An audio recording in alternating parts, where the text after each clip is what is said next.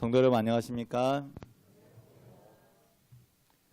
오늘은 일반 서신을 살펴보겠습니다. 화면 전환해 주세요. 네.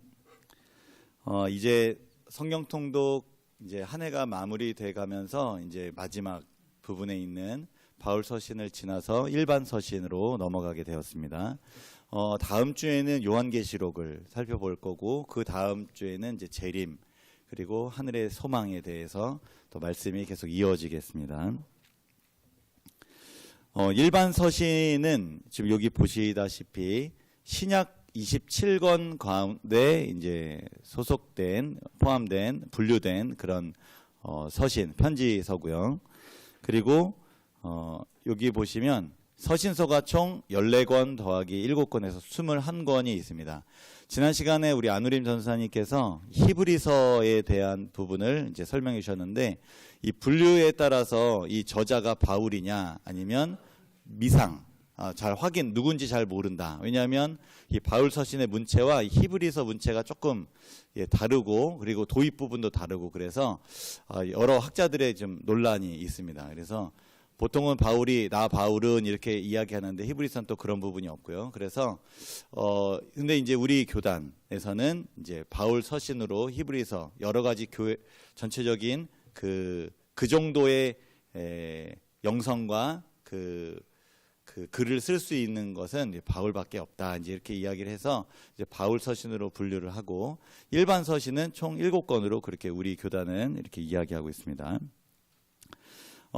14권, 바울 서신은 14권, 일반 서신은 7권인데 바울 서신의 특징이 있습니다. 보면 표제, 이 성경책 제목을 수신자 이름으로 정했습니다. 왜냐하면 다 바울이 적기 때문에 받는 사람, 받는 교회, 받는 사람으로 수신자 입장으로 이름을 다 정했고요. 일반 서신은 모두 발신자 이름으로 정했습니다. 왜냐하면 보내는 사람이 다 다르니까요. 바울 서신은 바울이 보냈기 때문에 수신자로 구분하기 좋게 이름을 정했고 일반 서신은 다 저자가 다르기 때문에 기자가 다르기 때문에 발신자 이름으로 이름을 정했습니다. 그런데 일반 서신이라고 이름을 붙인 표제를 붙인 이유는 수신자가 딱 정해져 있지 않고 다른 것들은 바울은 다 수신자가 로마에 있는 성도들에게, 고린도에 있는 성도들에게, 디도에게, 빌레몬에게 수신자가 정해져 있는데 일반 서신은 수신자가 정해져 있지 않습니다. 그래서 모든 교회에게, 그래서 일반적인 대상을 상대로 기록했다. 그래서 일반 서신이라고 이렇게 이름을 붙이게 되었습니다. 총 이 7개의 일반 서신 중에서 오늘 야고보서 첫 번째 성경을 살펴보도록 하겠습니다. 전개 방식은 제가 이렇게 진행하겠습니다. 누가 기록을 했는지 이름에 다 나와 있지만 이 표제에 다 나와 있지만 누가 기록했는지 기자와 그 다음에 중심 내용을 간단하게 설명드리고 그 부분이 잘 드러난 성경 한 본문을 같이 나누는 방식으로 진행을 하겠습니다. 야고보서는 야고보가 기록했는데 이 야고보가 누구냐면 야고보라는 이름은 그 당시 굉장히 일반적인 이름이었습니다. 야고보가 성경에 여러 명이 등장하는데 여기에서 야고보는 예수님의 형제 야고보입니다. 야고보서의 중심 주제를 두 가지로 크게 분류하자면 하나는 시험에 대한 교훈이고 하나는 행함으로 온전케 되는 믿음에 대한 교훈입니다. 먼저 시험에 대한 교훈을 살펴보겠습니다. 야고보서 1장 2절부터 5절 함께 읽어보겠습니다. 시작. 내 형제들아 너희가 여러 가지 시험을 당하거든 온전히 기쁘게 여기라. 이는 너희 믿음의 시련이 인내를 만들어내는 줄 너희가 알미라. 인내를 온전히 이루라. 이는 너희로 온전하고 구비하여 조금도 부족함이 없게 하려 함이라. 너희 중에 누구든지 지혜가 부족하거든 모든 사람에게 후히 주시고 꾸짖지 아니하시는 하나님께 구하라. 그리하면 주시리라. 아멘. 2절 제가 빨간색 글씨로 칠한 이 부분에 시험이라는 이 단어가 내적인 죄의 유혹이라기보다는 어떤 의미냐면 외부로부터 야기되는 시련을 의미합니다. 당시 그리스도인들이 어떤 시련을 당하고 있냐면 믿음을 지킨다는 이유로 핍박과 고난, 시련을 당했습니다. 그래서 이 야고보는 이 부분을 이제 강조한 것입니다. 시련 좋아하시는 분 있으신가요? 네. 저는 사실 조금 좋아하는 편인 것 같아요. 이런 약간 특징을 제가 이전에 모셨던 한 목사님이 너는 고통이나 어떤 어려움이 와야 믿음의 어떤 연단이나 혹은 그것을 하나님을 붙들 수 있는 어떤 계기로 삼는구나. 나는 그러지 않아도 하나님을 붙들 수 있는데 너는 그런 성격이구나. 이제 그렇게 이야기를 하셔서 아 그렇구나. 저는 그런 성격이구나 라는 걸 알게 되었습니다. 혹시 성도님들 시련이나 어려움 혹은 불같은 이런 고통들이 분명히 뭐 그거 자체를 좋아하시는 분은 많이 없겠지만 그걸 통해서 하나님께 더 나아가시는 분이 있으신가요? 아니면 그걸 통해서 하나님께 더 원망이나 혹은 믿음에 더 큰 어려움이나 혹은 교회를 좀 이렇게 멀리하거나 그러시는 분도 혹시 또 있으실까요? 시련을 보통은 피하고 싶고 이제 불편해하게 느낍니다. 아프기 때문이고 힘들기 때문입니다. 그런데 야고보는 시험을 당하거든 온전히 기쁘게 여기라. 본문에 그렇게 이야기하고 있습니다. 본문 다시 한번 보여주세요. 네, 시험을 빨간색 글씨요. 시험을 당하거든 온전히 기쁘게 여기라. 고통을 즐기기 때문에 아니면 고통 왜 이렇게 말했을까요? 시련과 어려움, 믿음을 지키기 어려운 여러 가지 외부적 요건들이 오면은 기쁘게 하라는 겁니다. 시험이 우리를 성장시키고 성숙시키기 때문입니다. 아픈 만큼 성숙해진다. 이 말 들어보셨나요? 네네. 성장하는 과정에서 이 겪는 아픔은 자연스러운 거다.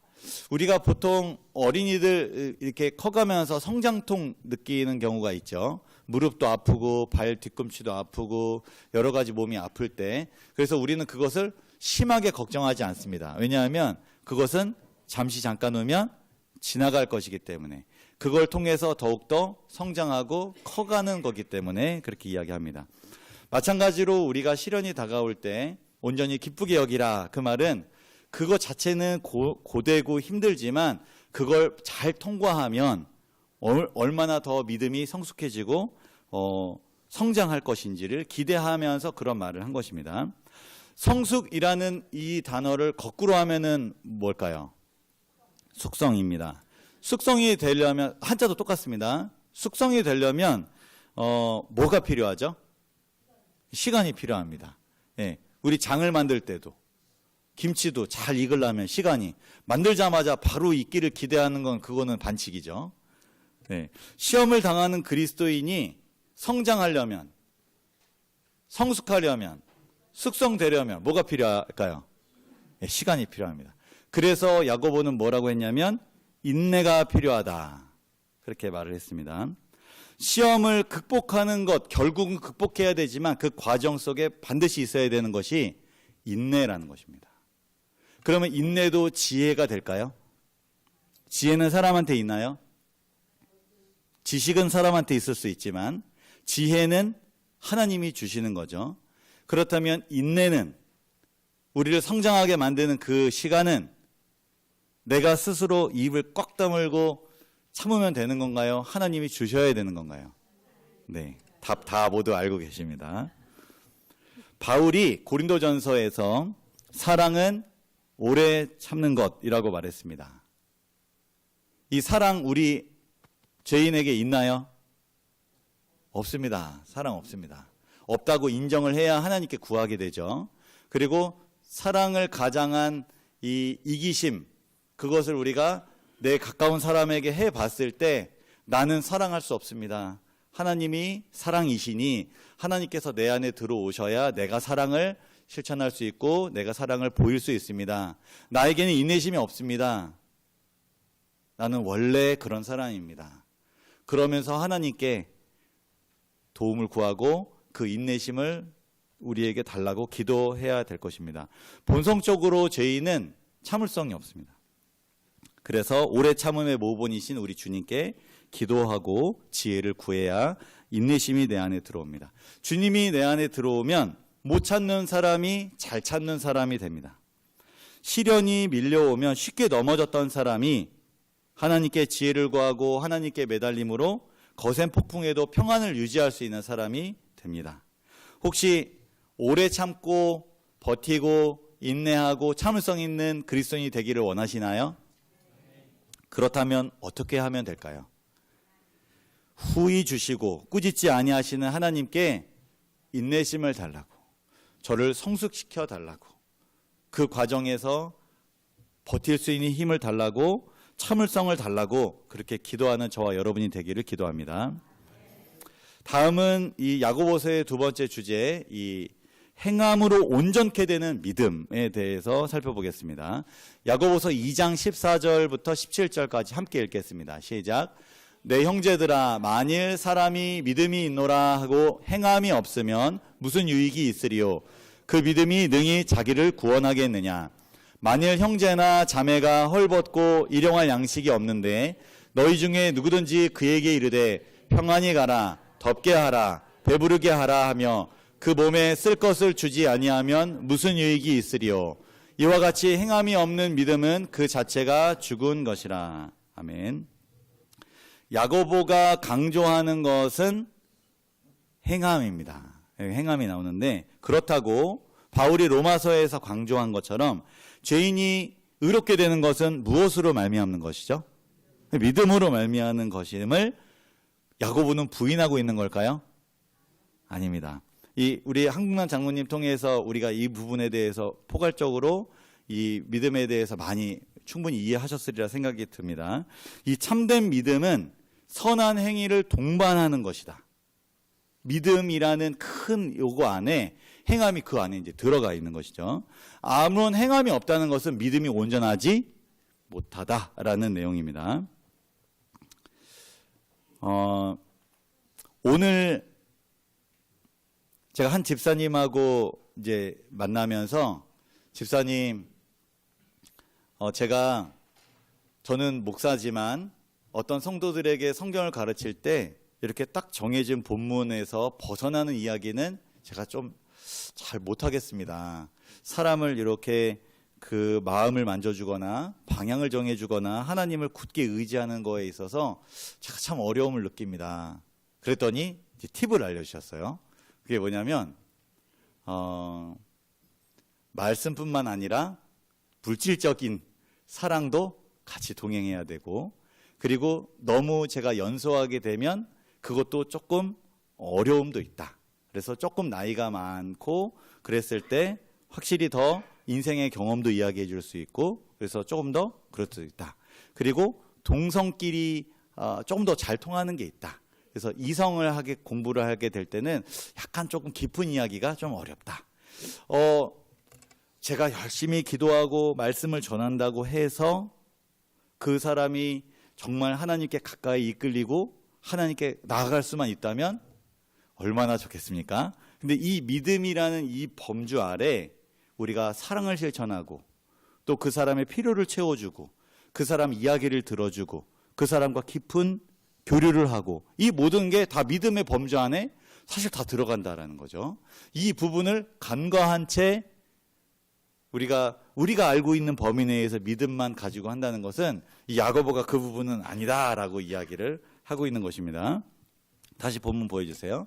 형제가 자매가 헐벗고 일용할 양식이 없는데 말만 하면 이게 뭐가 이게 유익이 있냐? 이게 믿음이 있는 거냐?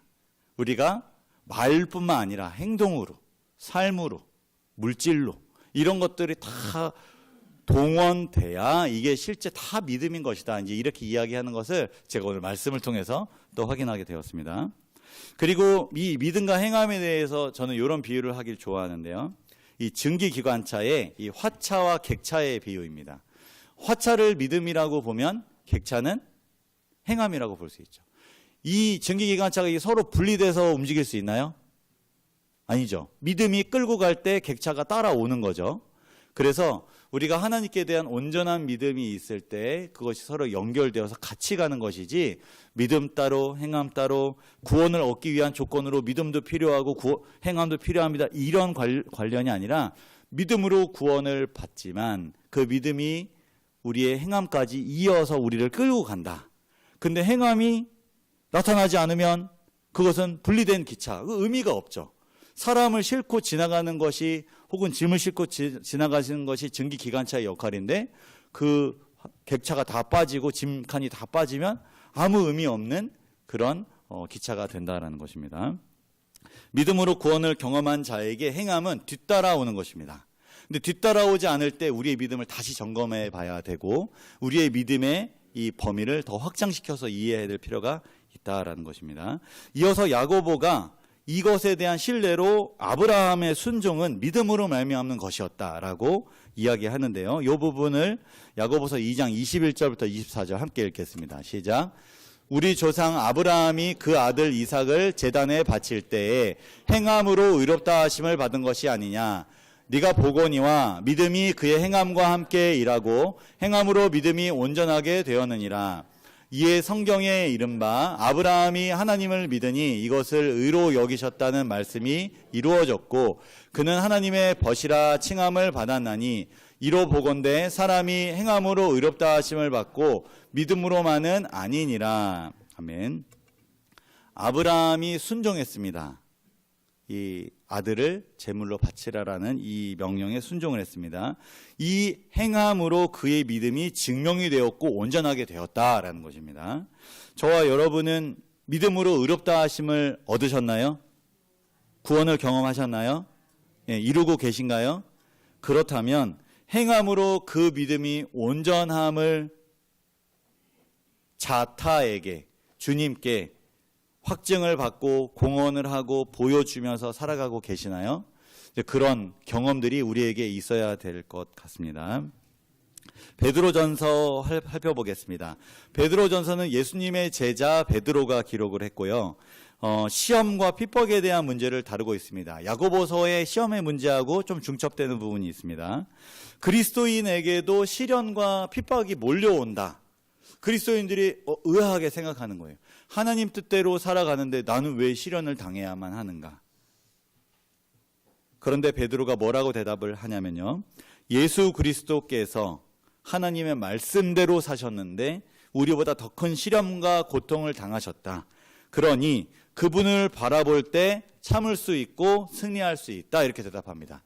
시련의 원인에 대해서 이야기하고 왜 그런가에 대해서 그것만 집중하는 것이 아니라 예수님을 바라봐라. 예수님도 온전하게 하나님 뜻대로 살아가셨지만 그 모든 시험에서 다 면제되지 않으셨다. 그러므로 우리도 왜라는 질문을 던지기 전에 예수님의 모본을 따르는 그리스도인이 되었으면 좋겠다. 그리고 그리스도의 고난에 동참하는 것을 또 마찬가지로 기뻐하라고 이야기합니다. 베드로전서 4장 12절, 13절, 16절 함께 읽겠습니다. 시작. 사랑하는 자들아 너희를 연단하려고 오는 불시험을 이상한 일 당하는 것 같이 이상히 여기지 말고 오히려 너희가 그리스도의 고난에 참여하는 것으로 즐거워하라. 이는 그의 영광을 나타내실 때에 너희로 즐거워하고 기뻐하게 하려 함이라. 만일 그리스도인으로 고난을 받으면 부끄러워하지 말고 도리어 그 이름으로 하나님께 영광을 돌리라. 아멘.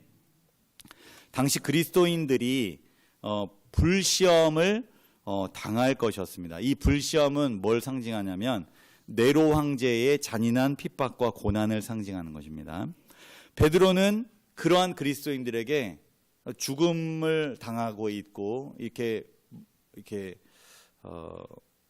오해를 받고 이 표적을 당한 이 그리스도인들에게 그것이 이상한 일이 아니다. 그런 시련과 죽음과 고통과 핍박이 이상한 일이 아니다라고 말합니다.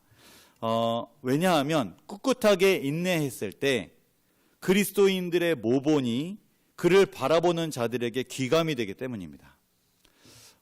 우리가 순교자들의 생애를 볼 때 우리의 신앙이 조금 더 엄숙하게 느껴지고 우리의 마음이 조금 더 이렇게 여미는 것을 좀 느끼지 않으시나요? 교회 지도자로서 어떤 분들이 모본을 보이고 희생했을 때 나도 그렇게 해야 되는데 라고 어떤 모본이나 어떤 자극을 좀 받지 않으시나요? 마찬가지로 개인과 교회에게 어려움이 닥치면 그 고난은 우리가 기도하게 만들고 우리의 지금 생애를 돌아보면서 감사가 넘치게 하는 것입니다. 우리가 현재 지금 주안교회의 어려움을 우리가 보면서 우리가 같이 마음 아파하고 기도하고 있습니다. 우리에게 오는 어떠한 불시험, 우리 성도님들, 주안교회 성도님들 진짜 불시험처럼 느껴지실 것 같아요. 그러한 마음들을 우리가 바라볼 때 우리는 더욱더 하나가 되고 그 모본이 그 고난을 바라보면서 우리가 더욱더 주님께 나아가게 되는 계기가 된다는 것입니다. 현재 우리가 같이 기도하고 있는 우리 한혜진 집사님이 계십니다. 우리 한혜진 집사님 머리를 지금 다 이렇게 하셨어요. 이제 실제로 사진을 보여드리긴 좀 민망할 것 같아서, 이 누가 그렸는지는 잘 모르겠지만 아마 한혜진 집사님이나 윤진이가 그려서 거기 카카오톡에 이렇게 올라와 있더라고요. 집사님께서 지난달 항암 치료를 이제 받기 시작을 하셔서 지금까지 2차까지 이제 하셨습니다. 근데 항암 치료를 받기 전에 저에게 문자를 하나 보내셨어요. 제가 이거 잠깐 읽어드리겠습니다. 목사님, 사실 제가 항암이 무섭고 공포이긴 하지만 하나님께 감사하기도 해요. 전 그동안 당뇨가 있음에도 음식에 대해 절제하지 못했고 탄수화물 중독, 폭식하는 습관과 운동과는 먼 생활 습관으로 몸이 만신창이가 되어가고 있었어요. 2달 전 신내동 서울의료원에서 당뇨가 전혀 잡히지 않아 당화혈 색소가 10위까지 올라가는 상황이라 선생님이 심각하게 보내기가 무섭다, 입원해야 한다고까지 하셨는데 저는 그 심각성을 외면한 채 그날도 죽 한 그릇 뚝딱 먹고 집에 와서 잤거든요. 그런데 얼마 전 김수미 탤런트도 고혈당 쇼크로 돌아가셨잖아요. 아마 제가 암에 안 걸렸으면 저 역시 그렇게 절제하지 못한 생활 습관으로 죽었을지도 몰라요.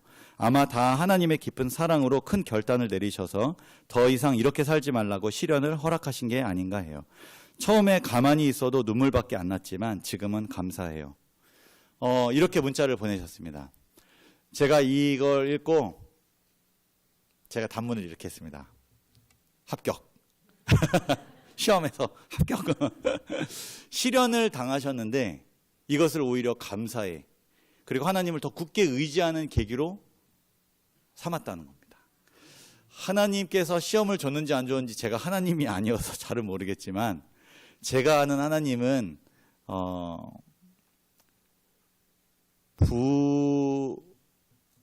부족한 생활 혹은 하나님께 순종하지 않는 삶에 치시는 하나님은 아니라는 제 확신이 있습니다. 사탄이 이걸 가지고 시험을 걸고 합당한 건강법칙을 위배한 것에 대해서 아마 시험을 제기했을 것이고 하나님께서 감당할 시험을 허락해 주셨다라는 생각이 들고요. 그런데 어찌됐든 이 원인을 분석하는 것보다 이 오는 불시험을 우리 집사님은 믿음으로 이겨내고 계시다, 그것을 극복하고 계시다라는 그 반응에 제가 얼마나 감사했는지 모릅니다. 세상이 무너지는 것 같은, 볼 때마다 눈이 부어 있었던, 늘 우시고 힘들고 어떻게 될지 모르는 이런 막막한 생활 속에서 이 시험이 오히려 감사의 제목으로 바뀌어서 믿음으로 승리하신 이 하느님 집사님처럼 저와 여러분에게 어떤 시련과 고통이나 어려움이 밀려 들어올 때 그것을 우리 하나님을 더 굳게 의지하는 그런 계기로 삼게 되기를 간절히 기도합니다. 저도 간증 하나 말씀드리려고 합니다. 이 간증이 누군가에게 용기가 되었으면 좋겠습니다. 코로나 시기 때 지금으로부터 한 4년 5년쯤 전에 제가 우울감을 좀 경험을 했습니다. 뭘 하든지 자신이 없었어요. 제가 이런 생각을 많이 들었습니다. 내가 사라진다고 해서 아무도 슬퍼하지 않을 것 같아. 이거 우울감 맞나요? 지금 제가 그런 생각 할까요? 내가 없으면 아무것도 안 될 것 같아. 그런 생각이 좀 들 정도로 교만해졌는데, 지금 그때는 내가 없어도 아무도 슬퍼하지 않을 것 같다는 생각이 들었습니다. 그리고 특히 교회에서 제가 할 수 있는 것이 하나도 없다라는 생각이 들었습니다. 특히 목회를 계속해야 하는가라는 고민을 심각하게 했습니다. 제가 제일 힘들어했던 게 설교하는 것이었습니다. 지금도 사실 설교하는 거가 쉽지는 않습니다. 많이 준비하고 많이 이 하나님과 이렇게 잠겨야 이제 뭔가 글이 써지고 이렇게 전개가 되지, 그렇지 않으면 이게 좀 쉽지 않은 것 같아요. 그래도 다행인 것은 제가 이렇게 고민하고 힘들어하고 우울감이 찾아왔을 때 제가 이 사람 저 사람에게 다 이야기하고 다녔다는 거예요. 그래서 좀 희망이 좀 있죠. 이야기 안 하면 진짜 위험하잖아요. 근데 제가 계속 이야기했는데 누구한테 제일 많이 얘기했을까요? 제 아내한테 얘기를 많이 했습니다. 제 아내한테 나 목회 계속 할까?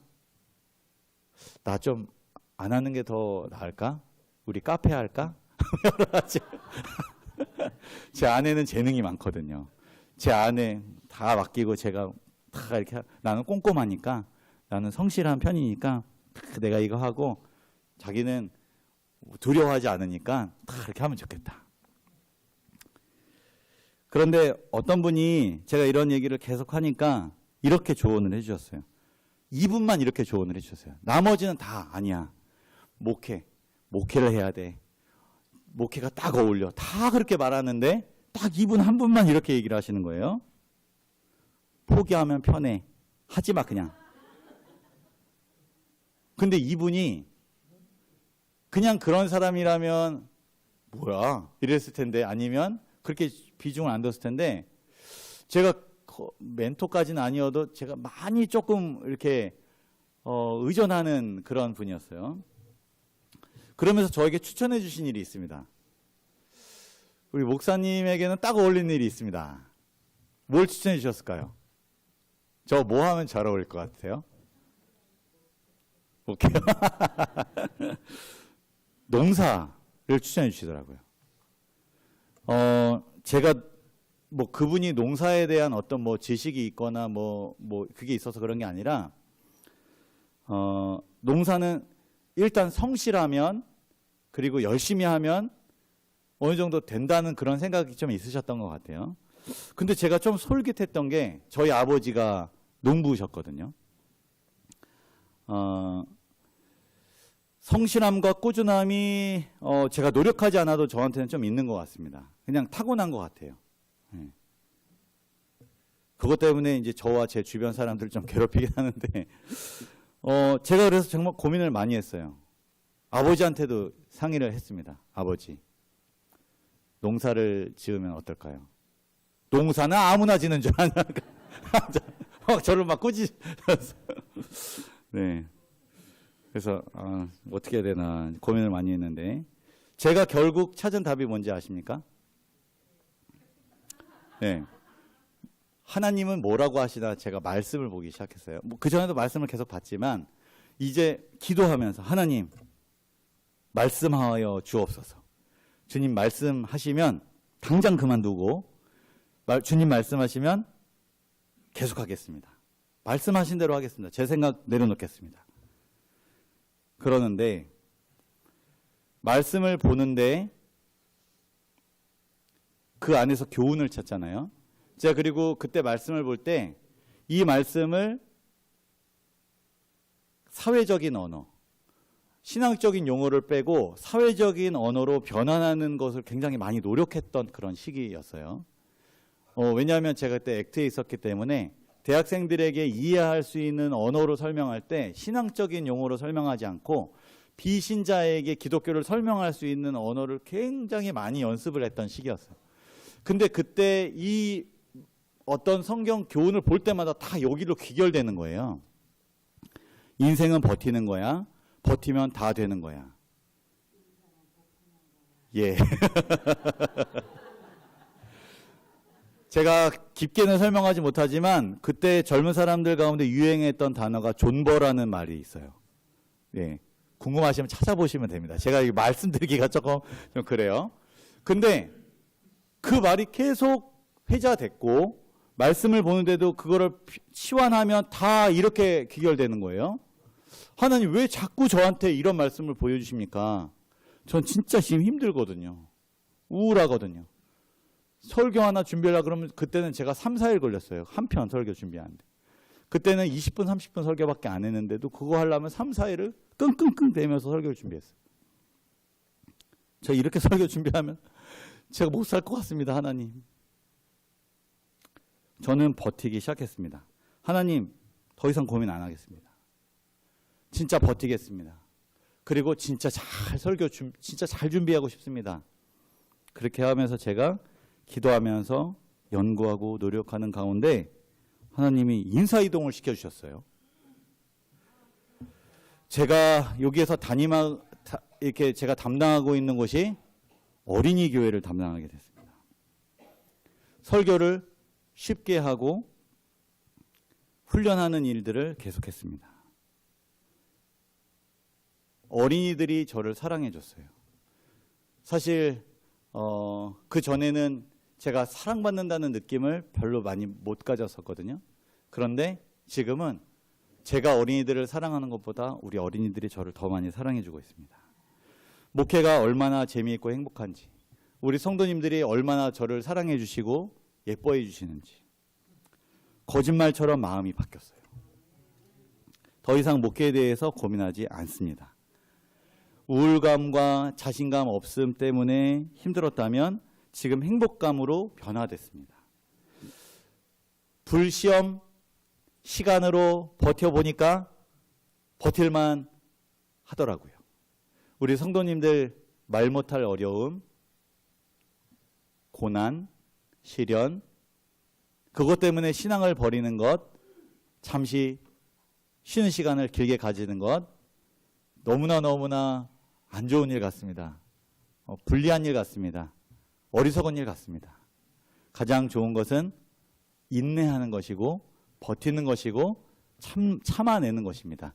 하나님께서 그걸 주시도록 기도하면서 그것을 이겨내는 것입니다. 저와 여러분께서도 이 불시험에서 구원을 꼭 경험하셨으면 좋겠습니다. 베드로 후서는 예수님의 제자 베드로, 그러니까 베드로가 전서와 후서를 기록했고요. 베드로 후서는 거짓 선지자들과 이단의 문제를 다루고 재림의 지연 문제를 설명합니다. 함께 베드로 후서 3장 3절 4절 10절을 읽어보겠습니다. 시작. 먼저 이것을 알지니 말세에 조롱하는 자들이 와서 자기의 정욕을 따라 행하며 조롱하여 이르되 주께서 강림하신다는 약속이 어디 있느냐. 조상들이 잔 후로부터 만물이 처음 창조될 때와 같이 그냥 있다 하니 주의 약속은 어떤 이들이 더디다고 생각하는 것 같이 더딘 것이 아니라 오직 주께서는 너희를 대하여 오래 참으사 아무도 멸망하지 아니하고 다 회개하기에 이르기를 원하시느니라. 아멘. 이 당시 교회에 베드로의 이 가르침을 받아 주님의 재림의 약속을 붙들고 있었습니다. 예수님이 곧 오신다라는 이 사실을 붙들고 있었어요. 그런데 이 회의론자들, 여기 보면 말세에 조롱하는 자들, 이 회의론자들이 와서 그리스도인의 마음에 이 악한 영향을 계속 끼쳤습니다. 이 그리스도의 재림에 대한 회의적인 말을 하는 거예요. 주께서 강림하신다는 약속이 어디 있느냐? 조상들이 잔후로부터 만물이 처음 창조될 때와 같이 그냥 있다. 언제 예수님 오시냐? 이제 이런 얘기들을 계속 뭔가 답할 수 없는데 계속 그 얘기를 이제 문제를 삼는 겁니다. 이 회의론자들이 이렇게 말하게 된 이유가 여기 설명하고 있는데, 회의론자들이 이렇게 된 이유가 뭘까요? 힌트는 색깔을 칠해놨습니다. 자기의 정욕을 따라 행한 결과가 회의론자가 된 거예요. 육적인 마음, 자기의 생각, 욕심, 이것을 따라간 겁니다. 자아를 따라가다 보니 하나님의 은혜로 그것을 제어하거나 물리치거나 밀어내지 않고 그대로 따라가니 재림을 열렬하게 사모했던 마음이 식어지면서 회의론자가 된 겁니다. 재림의 그날을 사모하는 우리에게 꼭 가져야 되는 정신이 뭐냐면 육신의 정욕과 안목의 정욕과 이생의 자랑을 포기하는 것입니다. 이 땅에서도 잘 먹고 잘 살기 위해서 재테크에서 내 재산을 불리는 데 관심이 있으면 재림에 대한 마음이 식어지게 되어 있습니다. 하나님을 의지하는 마음이 식어지게 되어 있어요. 왜냐하면 돈으로 할 수 있는 일이 굉장히 많거든요. 예수 그리스도의 재림은 예기치 않은 때에 일어날 것입니다. 내가 예수님의 재림을 기다리는 재림 신도가, 재림 성도가 되려면 이러한 여러 정욕들을 우리가 이겨내고 밀어내고 하나님의 능력을 힘입어야지만 된다는 거예요. 그런데 그리스도인으로서 살아가면서 이 땅에서도 윤기나게 살아가려고 노력할 때 하나님이 우리에게 윤기를 왜 허락하시냐면 주변에 나보다 더 어려운 사람들을 도우라고 하나님이 우리에게 윤기를 주셨는데 그것으로 내가 조금 더 멋진 차, 멋진 옷, 멋진 집, 멋진 백을, 멋진 음식을 그렇게 살려고 노력하면 그 악영향이 다 자기한테 온다는 겁니다. 그리고 그 악영향이 다른 사람에게도 가요. 각오하고 신앙을 흔들려고 하는 게 아니라 그렇게 살아가는 모습이 나쁜 영향을 계속 준다는 거예요. 구원받기를 간절히 원하고 예수님의 재림을 고대하는 사람은 회개함으로 주님과의 관계를 올바르게 다시 정립해야 될 것입니다. 요한1서, 2서, 3서를 살펴보겠습니다. 요한 1, 2, 3서는 예수님의 제자 요한이 기록했습니다. 우리 바울이 14권을 기록했으면 요한도 굉장히 많은 성경을 기록을 했죠. 그래서 쌍벽이라고 이렇게 말을 하는데 이 요한 1서는 주제가 이 세 가지 주제를 다루고 있습니다. 서로 사랑하라는 권면, 계명을 지키라는 말씀, 그리고 적그리스도에 대한 경계. 그리고 요한 2서는 요한 1서의 요약, 그리고 요한 3서는 순회 전도자들을 대접해야 한다라는 내용의 글입니다. 요거는 1, 2, 3서 다 살펴보지 않고 1서만 살펴보겠습니다. 요한일서 2장 15절부터 17절 읽겠습니다. 시작. 이 세상이나 세상에 있는 것들을 사랑하지 말라. 누구든지 세상을 사랑하면 아버지의 사랑이 그 안에 있지 아니하니 이는 세상에 있는 모든 것이 육신의 정욕과 안목의 정욕과 이생의 자랑이니 다 아버지께로부터 온 것이 아니요 세상으로부터 온 것이라. 이 세상도 그 정욕도 지나가되 오직 하나님의 뜻을 행하는 자는 영원히 거하느니라. 아멘. 요한이 이 세상이나 세상에 있는 것들을 사랑하지 말아라 라고 빨간색 글씨로 말했습니다. 세상이나 세상에 있는 것들을 사랑하지 말라는 게 뭘 의미할까요? 요거를 조금 더 좀 이해할 수 있는 좀 더 포표적인 말로 바꾸면 어떻게 바꿀 수 있을까요? 믿음을 약화시키고 하나님을 생각하지 못하게 만드는 것이라고 저는 좀 바꿔봤습니다. 세상을 사랑하지 않는 것, 세상에 있는 것들을, 우리 다 세상에 있는 것이잖아요. 세상에 있는 것들을 사랑하지 말라라는 것은 이것들 때문에 하나님을 사랑하는 마음이 줄어든다면 그게 세상이고 세상에 있는 것이다. 다 나쁜 것이 아니고요. 가치 중립적인 것도 포함하고요. 긍정적인 것도 포함합니다. 가족이 하나님보다 더 좋아하는 즉시 죄송하지만 가족도 세상이나 세상에 있는 것으로 되는 거예요. 나한테 있어서는. 그 자체는 너무 좋은 것이고 그 자체는 하나님이 허락하신 것일지라도 하나님을 사랑하는 마음이 그것 때문에 뺏기기 시작한다면 그것은 세상이나 세상에 있는 것이다라는 것입니다. 그리스도인의 마음에 하나님이 거하셔야 되는데 그것이 내 마음에 커져서 하나님이 거할 곳을 밀어낸다면 그것은 세상이나 세상에 있는 것이라는 겁니다. 가장 그 중에서 큰 것이 뭐냐면 자아입니다. 이 자아에 이 많은 것들이 다 붙어 있기 때문에 그렇죠. 내 생각, 욕망, 내 뜻, 원하는 바 이러한 것이 하나님의 뜻과 대치되는 이 모든 것들이 세상과 세상에 있는 모든 것이라고 볼 수 있습니다. 세상에 있는 것이 그리스도인들에게 이 자극과 이 쾌락이 되는 경로는 대부분 눈입니다. 그래서 이제 안목의 정욕을 이제 이야기하고 있죠. 호기심이 이제 생깁니다. 우리가 이 보는 대로 이 마음이 이렇게 바뀌는 거죠. 호기심이 생기고 읽고 싶고 보고 싶고 그 유혹이 오는 겁니다. 이 보는 것. 그래서 우리가 이것을 잘 통제하고 절제하고 하나님의 지혜를 구해서 우리가 또 인내를 해야 되는 것이죠. 그런데 우리가 이것을 쉽게 또 극복하는 방법은 이거는 금방 지나갈 것이다 라는 겁니다. 우리가 막 화가 나도 심호흡을 하고 그리고 참으면 그게 조금 가라앉는 것처럼 여러 가지 욕심들 막 올라오는 욕망들 이것을 우리가 하나님을 부르면서 이겨내면 이것은 금방 사라져 버립니다. 근데 이것을 우리가 하나님을 찾지 않을 때 여기서 금방금방 굴복하고 나서 마음이 편하고 내 건강도 좋고 내 삶도 하나님과 더욱더 좋아지면 얼마나 좋을까요? 그런데 꼭 하고 나서 후회하잖아요. 내가 그때 갈까 말까, 할까 말까, 먹을까 말까. 이렇게 하면 거기서 안 해야 되는데 그것을 하나님을 찾지 않으니 늘 넘어지고 실패하고 좌절하는 것입니다. 일시적인 것이다. 소멸될 것이다. 결국 이걸 택하면 하나님과 관계가 멀어질 것이다 라는 생각을 하고 우리의 마음에 애정을 두는 것을 우리가 자꾸 밀어내는 연습을, 이 경건의 연습을 우리가 계속 해야 될 것이라고 생각합니다. 이 지나갈 세상에 있는 것을 사랑하지 않는 저와 여러분이 되기를 기도합니다. 마지막입니다. 우리 유다서를 살펴보겠습니다. 유다서는 이 유다가 기록했는데 예수님의 형제, 야고보의 형제 유다가 기록을 했습니다. 이 유다서는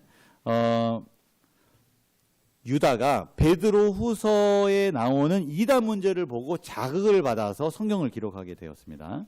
그러므로 성도에게 단번에 주신 이 믿음의 도를 위하여 힘써 싸우라 라는 권면을 준 겁니다. 이단 때문에 흔들리고 있는 이 성도들을 향해서 이야기하는 것이죠. 유다서는 한 장밖에 없는데요. 3절, 4절, 20절, 21절을 읽겠습니다. 조금 긴데 같이 읽어보겠습니다. 시작. 사랑하는 자들아, 우리가 일반으로 받은 구원에 관하여 내가 너희에게 편지하려는 생각이 간절하던 차에 성도에게 단번에 주신 믿음의 도를 위하여 힘써 싸우라는 편지로 너희를 권하여야 할 필요를 느꼈노니 이는 가만히 들어온 사람 몇이 있음이라.